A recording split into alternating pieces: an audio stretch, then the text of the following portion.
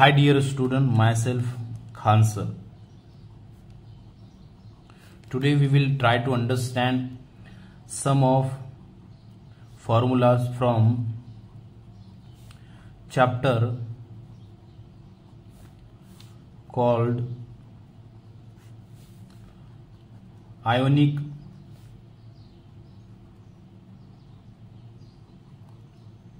Equilibrium. Ionic equilibrium नाम का जो चैप्टर है हमारा उसको हम उस चैप्टर में के जो इम्पोर्टेंट मॉलिक्यूलर फार्मूले नहीं, जो केमिकल फार्मूले हैं जिसके हेल्प से हम क्या करते हैं, न्यूमेरिकल सॉल्व करने की कोशिश करते हैं, उसको हम सॉल्व करने की कोशिश करेंगे। ठीक है, पहला जो हमारा इसमें फॉर्मूला है that is degree of dissociation. ठीक है, और वो किसके इक्वल होता है, that is number of molecule get dissociate divided by total number of molecule taken.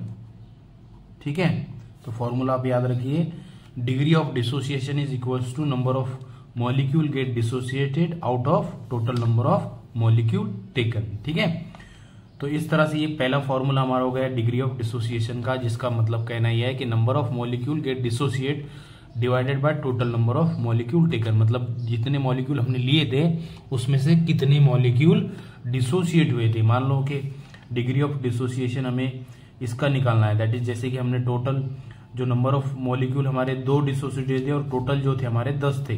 ठीक है, तो ये जो आंसर आएगा यहाँ पर दैट विल बी कितना आएगा, दैट विल बी 0.2 जो आंसर आएगा that will be the degree of dissociation of this problem. ठीक है, ये प्रॉब्लम का ये डिग्री ऑफ डिसोसिएशन क्या हो जाएगा, आंसर हो जाएगा। ठीक है, मतलब टोटल जो मॉलिक्यूल हमने लिए है, ठीक है, 2 मॉलिक्यूल लिए थे, मतलब 2 मॉलिक्यूल डिसोसिएट, 10 मॉलिक्यूल में से 2 मॉलिक्यूल डिसोसिएट हुए, तो उसका जो डिग्री ऑफ डिसोसिएशन वो कितना आया, 0.2।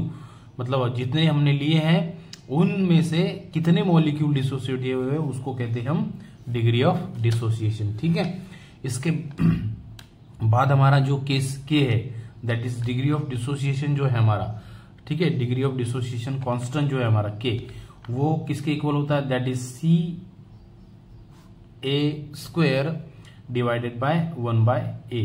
ठीक है, ये एक फॉर्मूला है, मतलब मान लो कि हमने क्या किया है कि 1 मॉलिक्यूल लिया है और उसमें से अल्फा जो है हमारा वो क्या हुआ है, डिसोसिएट हुआ है, और ये सी जो है हमारा कॉन्सेंट्रेशन, और इस तरह से जो डिग्री ऑफ डिसोसिएशन मतलब डिग्री ऑफ डिसोसिएशन कांस्टेंट जो है that will be equals to K into A square divided by 1 - a। ठीक है, या इसको आप अल्फा भी कह सकते हैं। और जब इसकी value if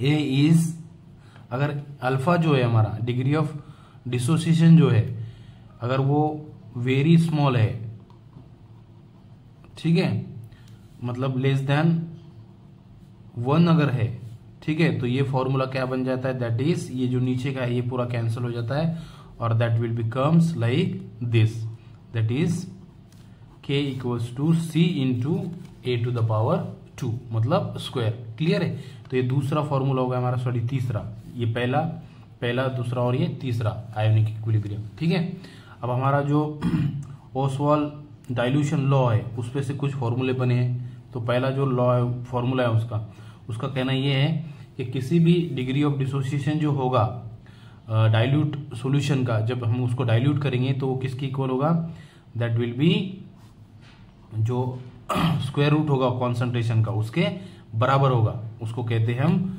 Oswald law of dilution. ठीक है, और इसी फॉर्मूले को आप ऐसा भी लिख सकते हैं, that will be alpha is inversely proportional to the under root of concentration.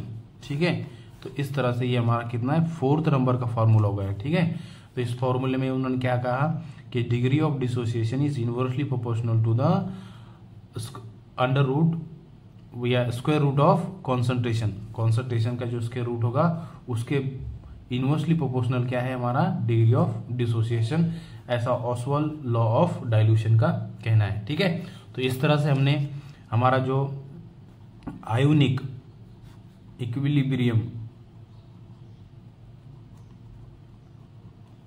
नाम का जो चैप्टर है उसमें कि ये 4 फॉर्मूले, काफी इंपॉर्टेंट फॉर्मूले आज हमने समझने की कोशिश की।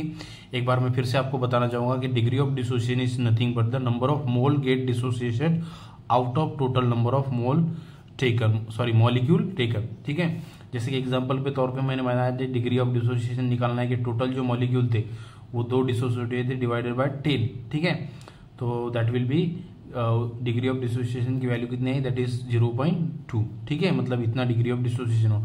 अगर हमको के की वैल्यू अगर निकालनी हो, दैट इज के is nothing but the equilibrium constant. ठीक है, डिग्री ऑफ डिसोसिएशन का जो इक्विलिब्रियम कांस्टेंट होता है that will be equals to K into A to the power 2 divided by 1 by A. अगर यही आपका अल्फा की जो वैल्यू है डिग्री ऑफ डिसोसिएशन की वो अगर बहुत कम है, 1 से भी कम है, तो दैट विल बी के की जो वैल्यू होगी इक्विलिब्रियम डिसोसिएशन कांस्टेंट की जो वैल्यू होगी दैट विल बी क्या है, ये आपका क्या है डिसोसिएशन कांस्टेंट। डिसोसिएशन कांस्टेंट की जो वैल्यू हो जाएंगी that will be K into A to the power 2 हो जाएंगी। ठीक है, और फिर बाद में हमने ऑसवाल्ड डिस्ट्रीब्यूशन लॉ सीखा, डाइल्यूशन लॉ सीखा।